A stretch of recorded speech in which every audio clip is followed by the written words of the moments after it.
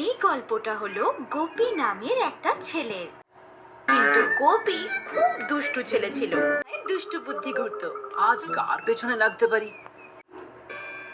গাছের উপর বসে বসে চিৎকার করতে লাগলো, বাঘ এসেছে, বাঘ এসেছে, বাঁচাও, বাঁচাও, আরে কে আছো? শোনো, বাঘ এসেছে আমার। গ্রামের লোকেরা গোপীর চিৎকার শুনে ভীষণ ভয় পেয়ে গেল। আরে শোনো সবাই, গোপী বিপদে পড়েছে, ওখানে বাঘ এসেছে, আমাদের ওকে বাঁচাতে হবে। চলো, হ্যাঁ হ্যাঁ সবাই চলো, এক্ষুনি তাড়াতাড়ি। গোপী ভয় পেও না, আমরা এসে গেছি। গোপী, ওই বাঘটা কোথায়? কি হয়েছে? তুমি ঠিক আছো তো? গোপী, কোন বাঘ কাকা? কোথাও কোনো বাঘ টাক নেই।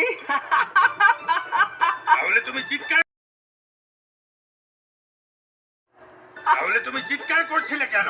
হ্যাঁ, তোমার বদমাইশি ছিল এটা তাহলে? হ্যাঁ, এই ধরনের মজা কেউ করে নাকি? আর শয়তানি দেখছি দিনে দিনে বাড়ছে গোপী। পরের দিন গোপী আবার গরু নিয়ে মাঠে এলো আর ভাবলো আজও সেই একই দুষ্টুমি করলে কেমন হয়। বাঁচাও, বাঁচাও, কে কোথায় আছো? বাঁচাও, বাঘ। গোপীর কাছে এটা ছিল দারুণ মজাদার একটা খেলা।